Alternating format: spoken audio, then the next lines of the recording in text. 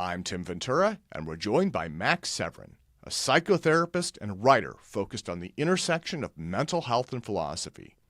Max has a bachelor's degree in philosophy and a master's in counseling psychology. He currently writes on Medium and ataraxism.org on a philosophy of life that he's developing and promoting. In addition to his philosophy, Max has written several articles on the moral and ethical implications of artificial intelligence and the technological singularity. Today, we'll be discussing the intersection between advances in those areas and the UAP phenomenon. So, Max, welcome. It is a pleasure to have you with me here today, sir. Well, thank you, Tim. Thanks for having me on. So, again, we are discussing themes from UAP and the Singularity, which is published on your Medium blog. Yes. I want to get right into the meat of this story because when I read what you had written, this touches on so many of the things that I've been proselytizing about myself. Yeah. You have written that what we call UAP are probably AGI controlled von Neumann probes. Let's start out with that. Tell me about it. Okay, yeah. So this idea is basically that, a civilization that wants to explore the universe, the best way to go about that would be create probes, kind of like we do, sending out probes out to various places. And these probes, a von Neumann probe is a self-replicating probe.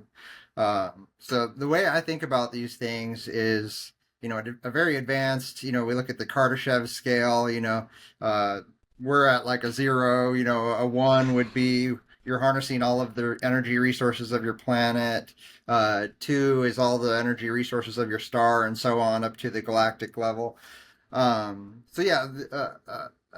civilization approaching, a level 2, they're going to have a lot of resources to build things, like the whole Arthur C. Clarke's axiom about, advanced enough technology is going to resemble magic. Yeah. It won't even make sense to us. But yeah, I think of these things as more of like a synthetic biology. These probes will be autonomous. They will be able to go off to various areas that, a biological organism wouldn't be able to explore due to radiation or, biological threats or kinetic threats or whatever. So they will be able to go off and to establish maybe even a colony to where they can start self-replication. That seems to be, the most plausible, sensible way to go about this kind of exploration. If you're an advanced civilization, it doesn't really make sense to put a vulnerable, biological body into some sort of spacecraft and travel around like that. There's just too many risks. However, these UAPs, as we're calling them, likely are a form of life themselves. I guess I would venture to guess. So.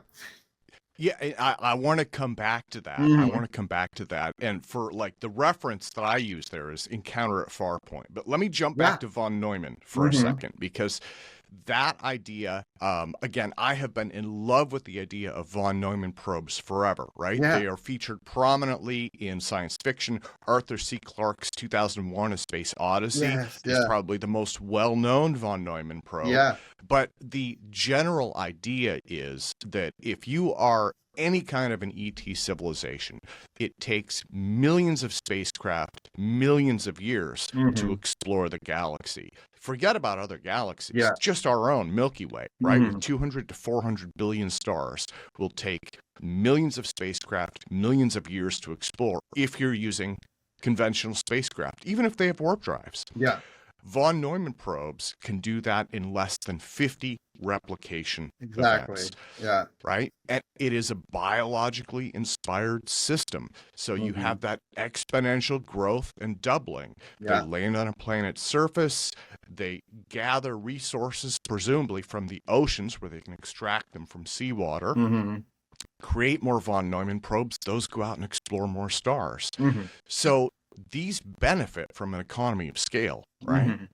Yeah, exactly. The exponential growth, is what makes this so practical for space exploration, because you can, send off these probes to scout out possible solar systems that may have a Goldilocks zone, a planetary system that may harbor life. So you send them out in that direction, and when they get there, they can set up a base. I like that you brought up the seawater thing, because that's another kind of hypothesis I have that I'm sure we'll get into. But yeah, they would set up and start manufacturing exponentially. One can create two, two create four, four create 16, and so on. And then you said, math is not my strong suit, but when you get into like 50 replication cycles, we're talking billions and billions of these things going out into, parallel investigation of other solar systems. I don't see any way currently that we can travel, faster than light, and that may be a hard barrier. But something like this exponential replication could be a workaround to that, because yeah, it would take a long time. But with the age of the universe, there could be civilizations that have, millions of years of a head start on us when it comes to technology. So yeah. Well, that brings up another point, right? That Mm-hmm. we have these robots that are out there self-replicating, doing very close to what mankind is already doing Yeah. with our own solar system, right? We Mm-hmm. have probes on or near almost every planet in the solar system. Yeah. We've got rovers crawling all over Mars taking samples. And so this idea of von Neumann probes would be very similar to that. They're out there doing the same thing. Yeah. The difference, though, is because they are self-sufficient and they keep replicating, they very well could come from a civilization that's millions of years old. They could also come from a civilization that has long been extinct, Yes. right? A civilization that has gone dark. Mm-hmm. So they could be transmitting back data to a hole in the sky, more or Yeah. less. Yeah, definitely. And yeah, I think, I tend to describe myself as more of like a scientific kind of rationalist person, but I think we have to get into a lot of speculation if we're going to form, testable hypotheses and hypotheses to investigate. But yeah, I think thinking of, like you said, like thinking of our own space, our own space exploration that's in its infancy, kind of working along that same trajectory. What would another civilization do? And I think you're exactly right. They may send off probes. They may themselves be extinct, but these things would be reservoirs for probably their genetic blueprint, their ancestral form, to set up. Maybe even a repository for consciousness that they could upload into. That stuff is way beyond our tech, but again, a Kardashev scale civilizations, level 1 or 2, they're definitely going to be able to do some of these things. We can already imagine those things in our science fiction, so it's plausible that they may have already, been able to do some of these things. So yeah, I think there's a lot of interesting things when we talk about, like, what are they doing? Are they already here? Yeah, I mean, it could be looking for a base. I'm really attracted to, we when we talk about SETI, search for extraterrestrial intelligence, the Fermi paradox invariably comes up. It's like, well, where are they? Why aren't we seeing them? And famously, the von Neumann probe was, I think, one of the first uses of this was a person writing. I wish I had his name. I think he was writing in the journal Nature, but he was saying this as an argument. He was kind of going the same, train of thought that I'm on, or we're on, and saying, well, this is likely how they would do it. Where are they? And my answer to that is, they probably are, in a soft way, trying to evade detection. They're not Yeah. advertising their presence, and I think that because of possible destabilizing effects of a very abrupt disclosure. I mean, you can imagine what would happen with humanity if something like that were to occur. All of a sudden, these craft appear in our skies. It would be, people would panic, War of the Worlds type scenario, and doomsday cults, and people saying they're satanic and demonic, and it would be very destabilizing to our order. So I would envision something much more like a soft gradual disclosure if this was going on. So I guess that's my response to that challenge of like, where are they? Where, Fermi hypothesis, I think, or Fermi paradox. I would say that it's worth considering this hypothesis that they're already here, but they're not making their presence widely known. They another thing to consider is that they could be doing a selective disclosure where they're only disclosing to certain individuals that they believe are ready for this type of information. That could be governments or maybe specific individuals. And yeah, I don't want to go too far. I can kind of ramble on these things, but it's interesting that Star Trek actually Yeah. addressed this in one of their, I think it was Next Generation. So they had Commander Riker, come down in disguise as one of the, alien civilizations that they were. I think they were. So the threshold that they had for making contact and breaking that Prime Directive was, and for your listeners that may not be Trekkies, the Prime Directive is this non-interference principle. You do not interfere with a developing civilization. And there could be various reasons for that, like destabilization or, just some other ethical sort of principle that they're operating on. But yeah, so he comes down to investigate. He's doing the selective disclosure to one of the scientists that's working on the warp drive technology. He gets injured or somehow gets found out, and it turns into a big thing where they have to come down and pull him out, extract him, because he's been compromised. But yeah, I'm kind of a Trekkie, but I haven't seen it enough to kind of fully remember the episode, but I would imagine, again, Arthur C. Clarke's third law, indistinguishable from magic, their technology. If an ETI, an extraterrestrial intelligence, was here, not only would they be capable of interstellar travel and perhaps cloaking their probes, but certainly maybe even disguising themselves as one of us, to do these kinds of selective disclosures. So. Well, it's intriguing. It's intriguing, and you see, you were touching on so many branching topics. Yeah, I'm trying to keep my brain focused right now because, it is so easy to go off. So easy to go off on tangents. Oh, yes, and I'm sure I will at some point. And because that's we have a lot of amazing ADHD stuff. brain will do that. So you got to it's awesome. It's awesome. This is awesome. This is speculation about an emerging phenomena, right? And we're trying to keep that constrained by, the boundaries of logic and science and what we know. But there are so many big questions. And just like Star Trek that you mentioned, the more of these possibilities that we're able to foresee and kind of work through in advance in a public way that brings people in, it opens up minds and it gets them to think about most likely scenarios.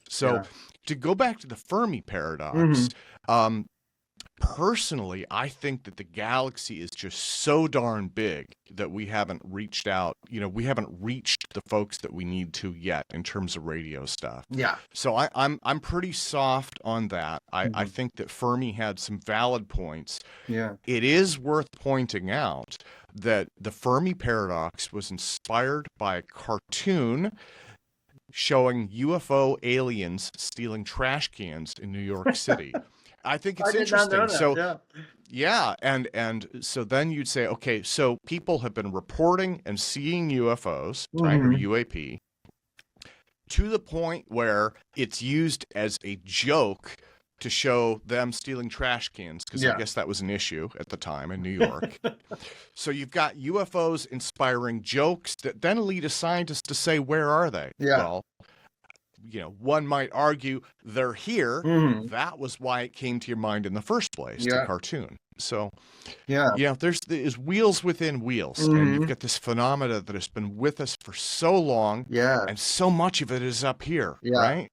Yeah, and I think we have to be, if we're thinking in a philosophical way, in a scientific way, we have to kind of guard ourselves against our own confirmation bias. I very much Yeah. want to believe, as the poster, as the X-Files poster, I want to believe this thing. I don't, and it seems highly improbable mathematically that we would have such a vast universe and we would be the Yeah. only instance of life. So I think there's good a priori, philosophical term that we use, without even investigating empirically, a priori, without even digging into the evidence, there's good grounds to believe in extraterrestrial life and extraterrestrial intelligence.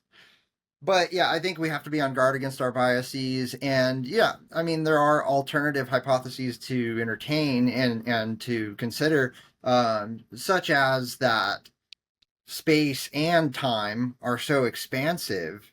Maybe they're too far away to have reached us, even their light, radio wave transmissions, or laser, whatever. So maybe they're too far. Maybe the time scales, the lifespan of a technological civilization is, very debated. There's all these what they call filters, that could perhaps cause those Yeah. civilizations to destabilize and to go extinct. So, yeah, temporally we may be distant from one another. They may have existed a billion years ago, and we're here. So yeah, I think it's, I would say if I um I would say that it's almost impossible that we're alone. Um, Very, very improbable mathematically, especially what we have found out in the last, 30 or so years with advanced imaging, where we can find that there's almost every star out there has a planetary system around it. And a high percentage of those are, there could be habitable zones. So yeah. Yeah, and I believe that the Roman Space Telescope, named after Nancy Roman Grace, is Mhm. going up in, if I remember correctly, 2027, 2028. And there are some people who are speculating that we may, even before it's operational, we may have indicators of chemistry Yeah. on alien planets, Yeah. right? The organic chemistry that indicates life. Hmm. So we've got a couple of good possibilities there. Yeah. And then in the 2040s, there's a space telescope called the Habitable Worlds Observatory. And that one is going to take data that they collect from Roman and then target those planets that are most likely to have life. And Yeah. so I think we are just a scant few years Hmm. away from really finally, breaking this belief system that we've had that we're all alone, Yeah. right? Yeah. Which So, is a very geocentric almost, if you want to draw a yeah, parallel to, prior centuries and how they looked at the universe. The Earth, we're starting to understand, that the conditions that need to be present for life to emerge are out there. And, it's likely that other civilizations exist. And it's just a matter of, where contacting them and where to look and all of those things. But yeah, yeah, I presume that those projects that you mentioned, they're looking for, biosignatures. So uh, uh, I can't remember the spectrograph, spectrographic imaging that looks for signs of certain gases that would be present in the atmosphere that would indicate biology, and then technological signatures, like maybe greenhouse gases and things like that.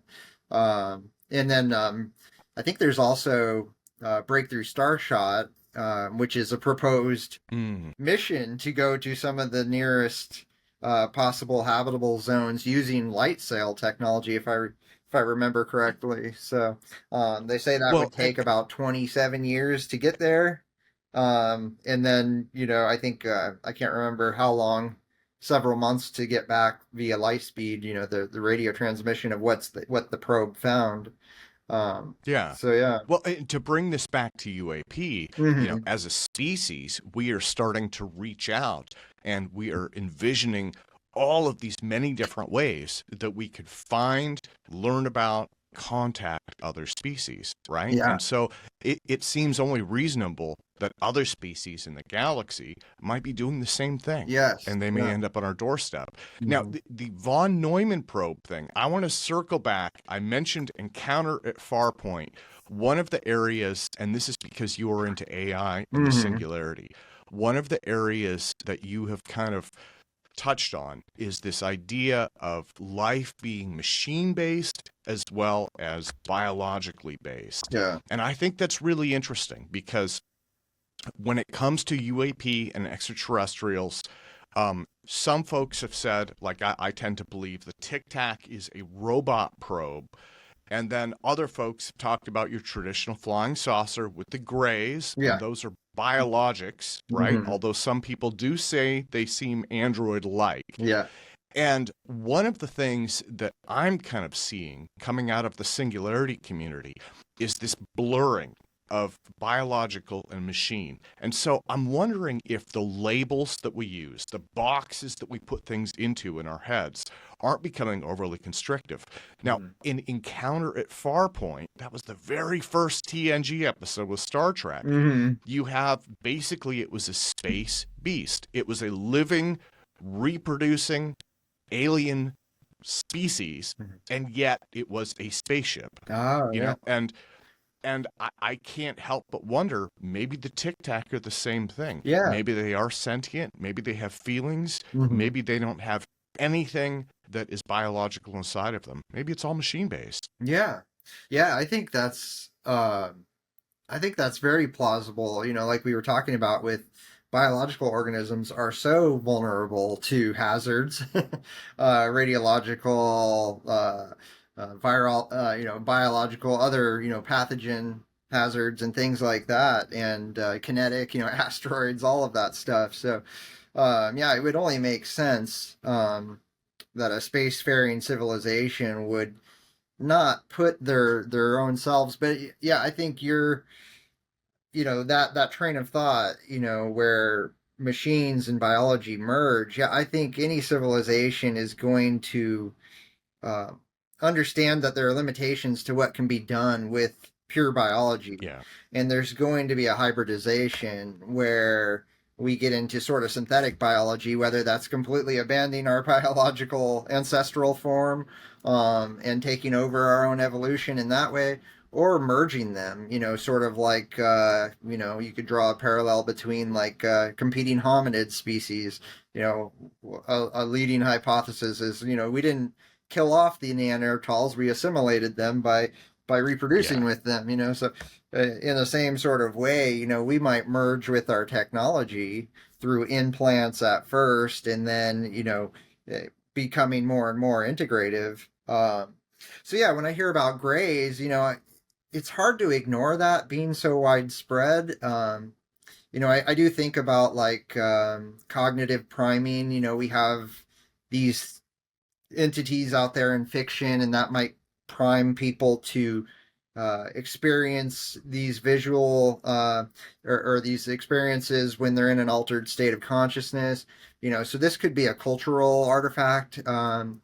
But I think again, an advanced civilization may have the ability to go into their ancestral form. They may have this conscious tic tac probe or whatever. That's kind of the one that we focus on because of the evidence that's out there.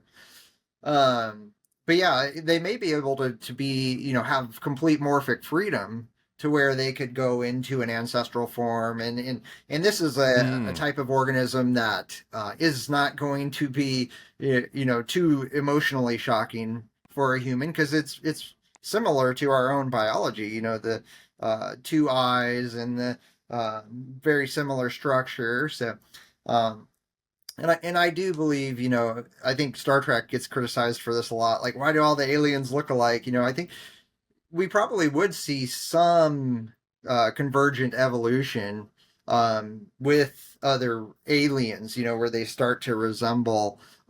They may not be mammalian, but they may have, the same sort of bipedal nature, and it makes a lot of sense to have two eyes, because you get depth and you get redundancy Yeah, if one gets injured. Yeah, and and hand, hands of for course, hands, tools. because you need that to manipulate your environment.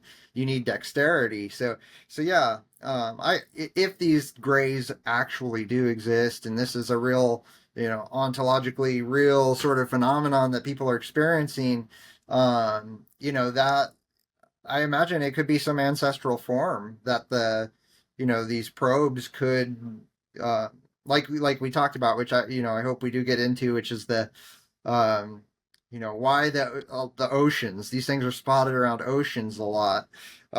So that could be, just to kind of jump in that direction, that could be a manufacturing center to where, Well, yeah, actually, if I could jump in there, the sure, yeah, oceans thing, I owe due credit to Josh Storrs Hall, J. okay, Storrs Hall, yeah, who is the father of nanotech utility fog, right? mm. Which has been, relabeled under different names. But he came up with that idea in the 1990s, if I Oh, remember okay, correctly. And so I did a couple of interviews with him. He's been in the nanotech community forever, right? He's yeah, friends with K. Eric Drexler and the whole nine yards. And he wrote a book called Where is My Flying Car? And so when we did the interview about that book, we talked about a lot of different topics. And one of them was he had this idea for pulling uranium out of seawater to power reactors, right? yeah, And I thought, that's a great idea. How do you propose to do that?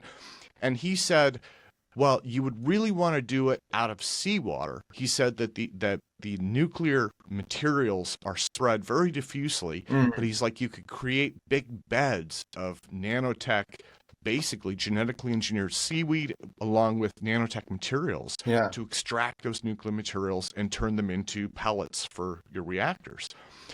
And what intrigued me about that was at the time I was covering the Tic Tac story, and I was like, wait a minute.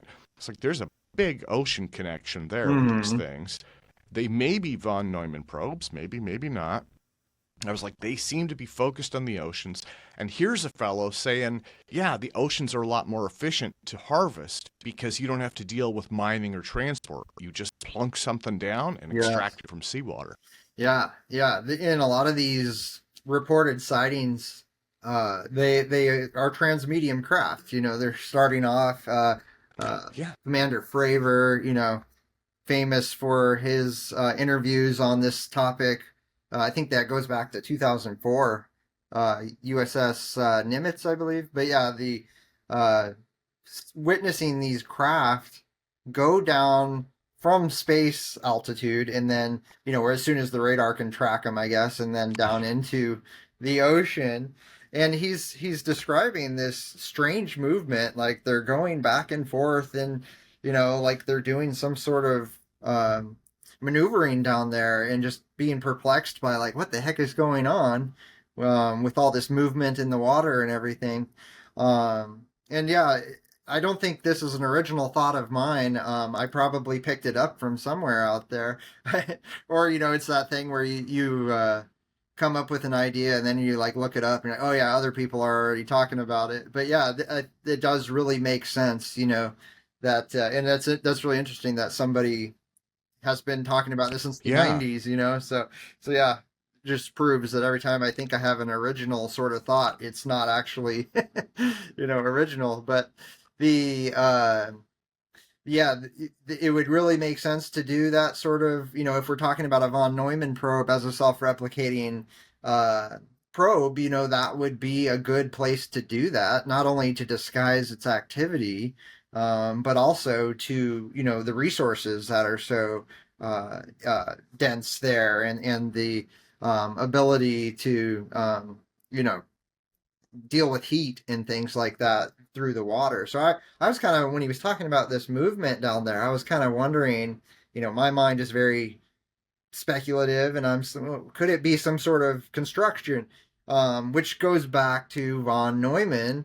Uh, he developed this universal constructor, this idea that this Hmm. is the direction we would go with technology, Okay. is self-replicating technology, and that's where the name comes from. I don't think von Neumann himself, he's this polymath in the mid 20th century.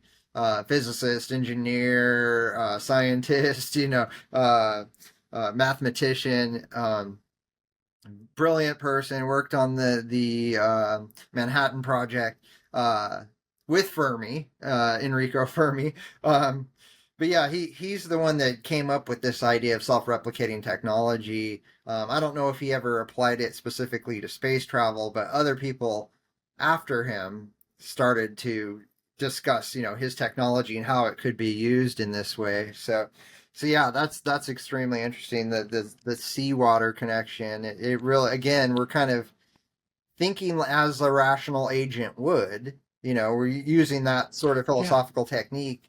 What would a rational agent do if they're engaging in space exploration?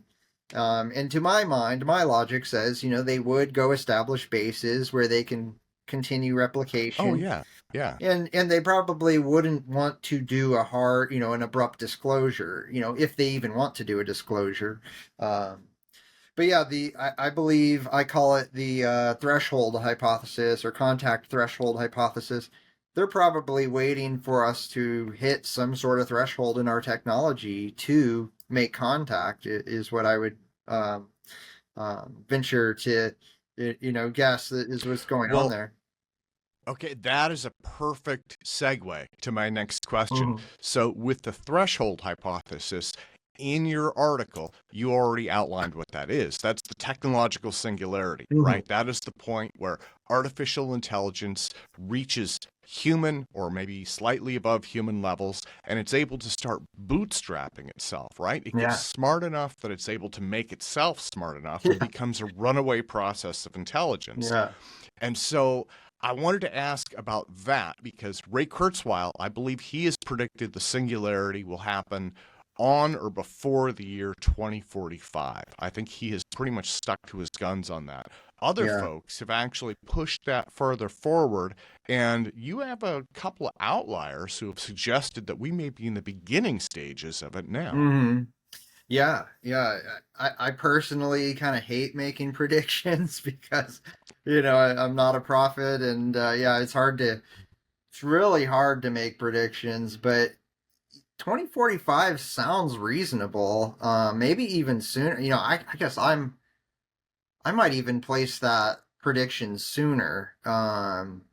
There's a lot of the AI that we currently have. Yeah, it's not at the level of what we would consider artificial general intelligence yet. I don't believe.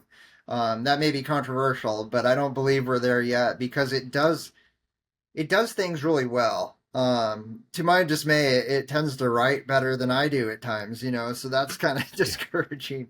But it's domain specific. It doesn't perform well across all domains, and it doesn't do a good Yeah. job of, and it's not embodied. It can't interact with the environment yet. But yeah, what you were touching on there with the self, the advancement, the exponential advancement, I think they call that like recursive advancement, where it starts to take control of its own programming, which maybe we don't want it to do at this point because we're not certain that we could get it to align with our human values. Maybe it will decide, the Terminator sort of scenario where it says, well, let's get rid of our creators, and because they're unpredictable and prone to emotion and, whatever.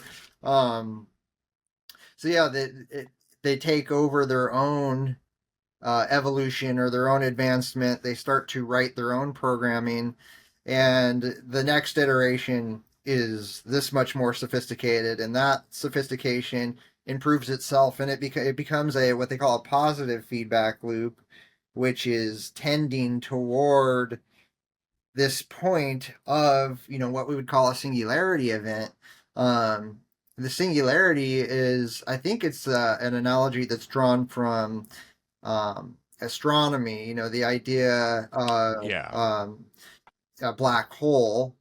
As you approach the black hole, the gravitational effects start to break down our physics, as we understand it. And it becomes hard to make any sort of predictions based on our models of physics because of the extreme gravitational effects. Same sort of thing, this recursive advancement this technological curve, you were looking at a progress graph, like it's going like this. All of a sudden, it goes completely parabolic, and it's like this, where we can no longer make predictions because of this recursive advancement that it's engaged in. And that's, what I think a lot of people imagine when they think of the singularity event. It's this point that's irreversible. We can't go back. And it's a point that is unpredictable. We don't know. We can make pretty accurate predictions on our technology because it's been a steady kind of climb. But when it hits that inflection point and goes parabolic, then it's hard to make any sort of prediction, where we will be.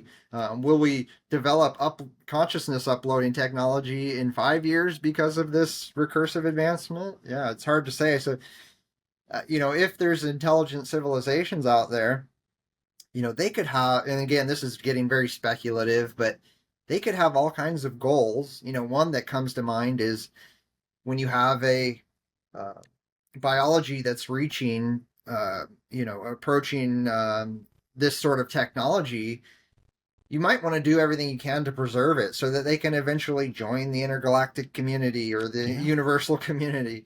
So that could be creating a shield for hazardous objects, comets, asteroids, things like that. So creating some kind of shield against those things to deflect them.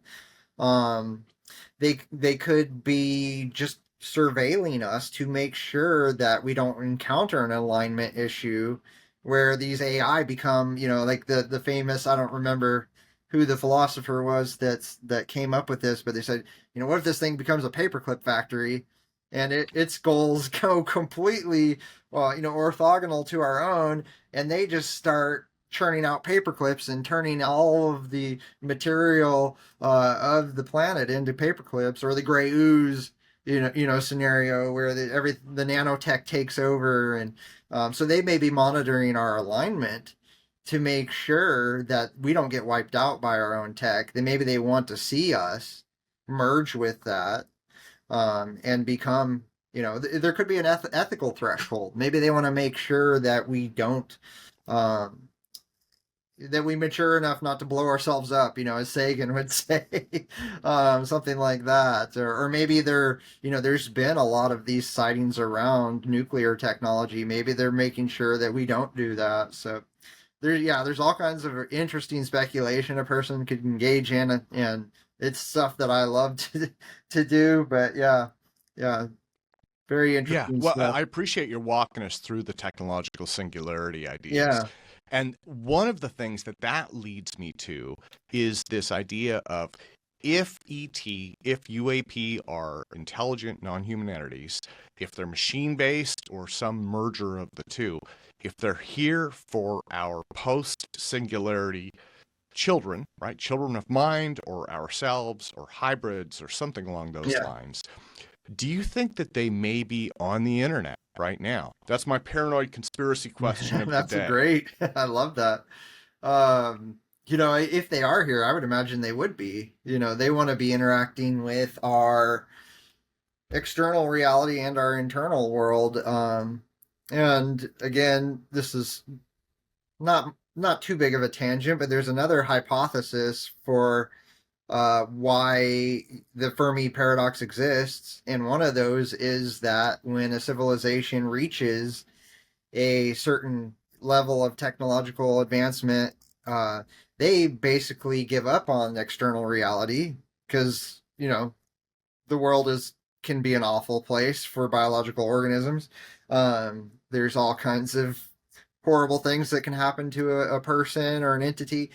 So they maybe go into inner space where they create a simulation and decide to live there. You have Hmm. complete morphic freedom. You can be whoever you want. You can make it real too. There's whole uh, Nozick, a philosopher, Robert Nozick, I believe, he talked about the experience machine, where what if you could upload your consciousness and make it seem so real that you don't even forget you're in a simulation.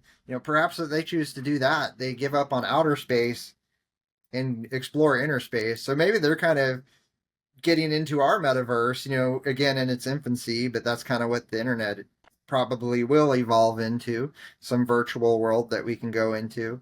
So yeah, that's I think that is very plausible that they would be exploring both realms, that inner and outer reality. So yeah, I Yeah. haven't heard that before. I really like that. No, it's something I've wondered about, right? I mean, Mm, if you're talking about highly advanced machine intelligence, yeah. tapping into the internet to see what we're up to seems like that would be a piece of cake, Hmm. but also terrifying, you know? I Yeah. mean, you give ET 10 minutes surfing through TikTok, and they're not going to want to have anything to do with us. Yeah, they can really see how much we are not sophisticated in our thinking and yeah. So uh yeah, a lot of people wonder if extraterrestrial intelligence is malevolent, and I think that's worth considering. We would hope that they have an ethical system that regulates their behavior, but maybe not. Maybe it's just the grabby alien hypothesis that's sucking up resources, and that could be. Let's say an advanced civilization develops a technology and that goes rogue. It's not, there's an alignment problem, and maybe that AGI takes off and turns their world into paper clips and is going through the universe doing that to every world. But yeah, I guess I would consider that to be a low probability. At least with regard to if these UAP that people are witnessing, if they really are some form of probe or craft, and not something that, I consider the ETI hypothesis to be the leading hypothesis in my mind. I don't think they're weather anomalies or anything like that. I mean, there's too much uh, purposeful kind of movement and just things that aren't explicable through natural phenomenon.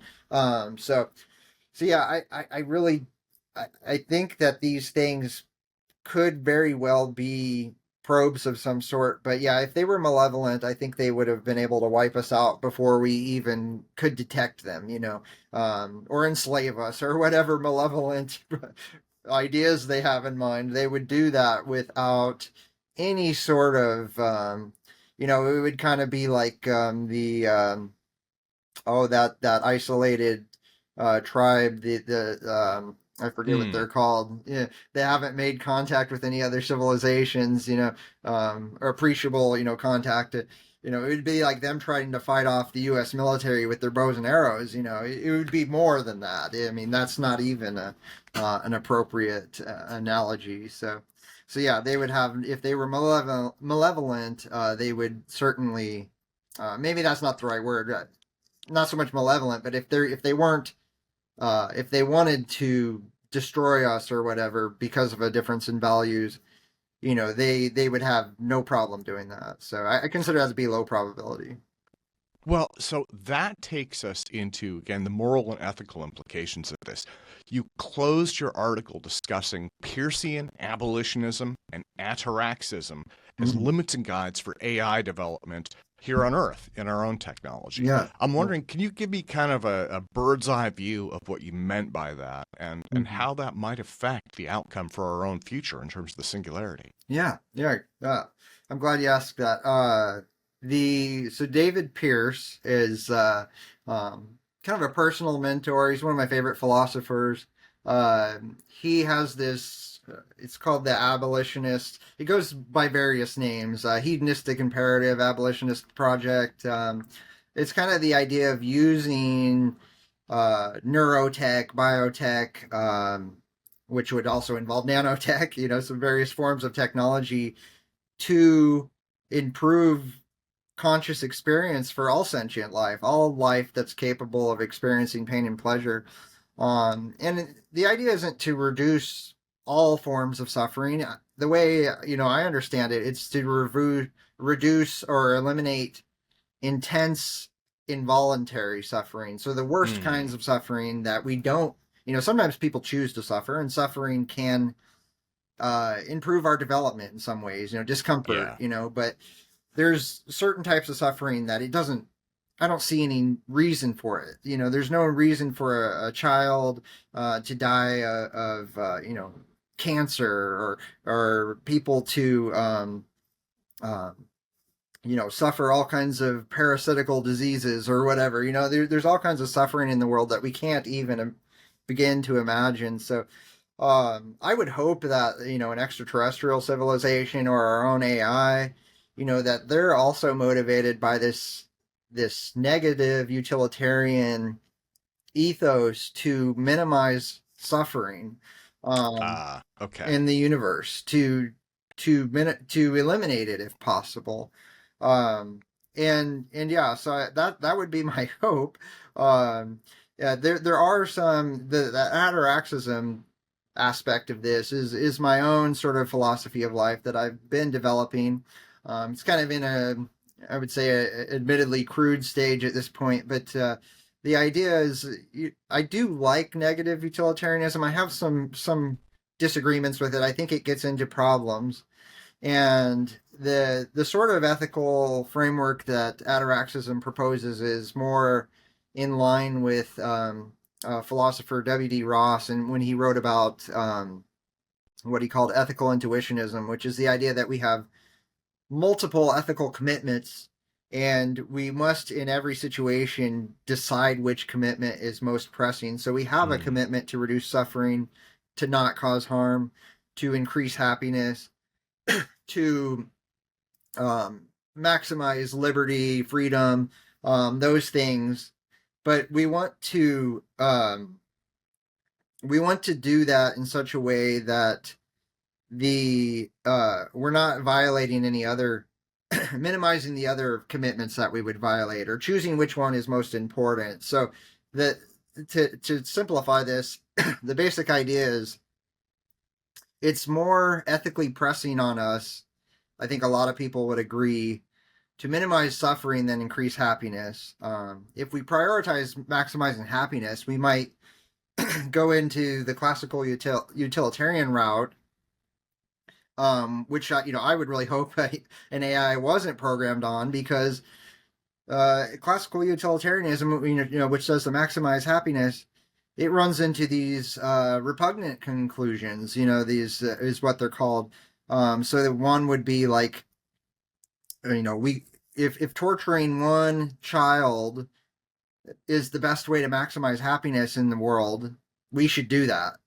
So that, to me, it doesn't strike me as an ethical, thing to do. We wouldn't want to do that. So I would hope that we would, when we're designing AI, we would have it understand that there are multiple commitments, not just one. We don't want you to just maximize happiness. We also want you to consider, do not do harm. Do everything you can. That one should usually take priority over the other ones. So that, to my mind, that's a good way to achieve alignment. And that's the way I think that we intuitively think about ethics. We don't think about it in this the singular way where we're only focused on making the most people happy. So yeah. Okay. Yeah, so it's a more complex theory. Mm-hmm. And I want to point people again to your website at ataraxism.org. Mm-hmm. They can learn the details of it. Yeah. I should apologize Mm-hmm. for putting you on the spot. Okay, Oh no. take this groundbreaking philosophy that you've spent years working and give it to me in 5 words or less. Yeah, that's the challenge, is to give an elevator speech on something that does get a little complicated. But yeah, certainly I express myself, I think, better through written words, so they can probably get a better introduction to what I'm working on there, through just reading that, and it's constantly being updated. So but yeah, yeah, thank you for bringing that up, though, because I do think that is really an important topic, is AI alignment, especially when we get into this approaching singularity stage of our technological advancement. This is crucial,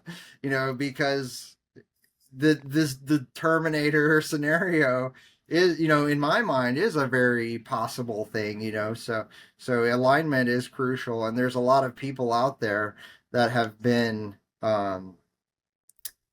warning about this for quite a while, and they certainly know more than I do about it. Nick Bostrom, there's David Pierce. He's talked about this here and there, but he mostly focuses on um, like we talked about, reducing suffering and how to do Yeah. that through biotech, and um, yeah, several others that I can't think of right now. But I'm sure you've maybe interviewed some of these people on your program. So Okay, well, Max, mhm. let me thank you so much for your time today. Yeah, It has truly been an honor being able to speak with you about these topics. I love the article, UAP and the Singularity. I'm going to drop a link in. It's a shorter article, but it's very dense. You reference a lot of really important ideas in it. And so that is going to be in the YouTube show notes. So I'm going to put that in.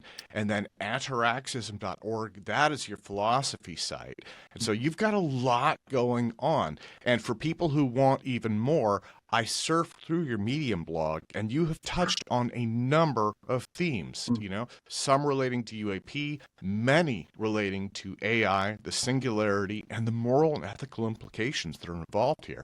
So let me close by asking what's coming up for you? What are you working on over the next couple of months or so? And do you have any kind of predictions or speculation for 2025 in terms of UAP, AI, the singularity, or anything along those lines? yeah. So I'm working on a book, publishing a book on my main interest, which is the intersection of mental health and philosophy. As you Mm. mentioned, my background's in philosophy, so I like to draw in philosophy in my approach to mental health. So, going to be putting out a book on that. Hopefully this summer, but as things go, a lot of times we don't always meet our deadlines. So that's what I'm working on. I'm working on continuing to develop ataraxism. As far as predictions, I don't know if I'm the best at predictions, but I would I think that the governments know more about these phenomenon, UAP unidentified anomalous phenomenon or aerial phenomenon. It's always changing what they what that acronym means. Um, they know more than we realize, and I think we're going to continue to see a gradual rollout, a disclosure. And I think that is a sort of priming, a sort of social effective priming to manage things like destabilization and panic. So I do think that we'll see more videos being released, more details being released by these commissions that are set up to investigate. So yeah, I think we will start to learn more about this, and maybe there will be a real paradigm shift in how people think about these things and think about extraterrestrial life. So that's the only prediction that really I can make. So Wonderful. yeah, Well, Max, let me thank you again yeah, so much for your time yeah. today, Thank sir. you. Thanks for having me on.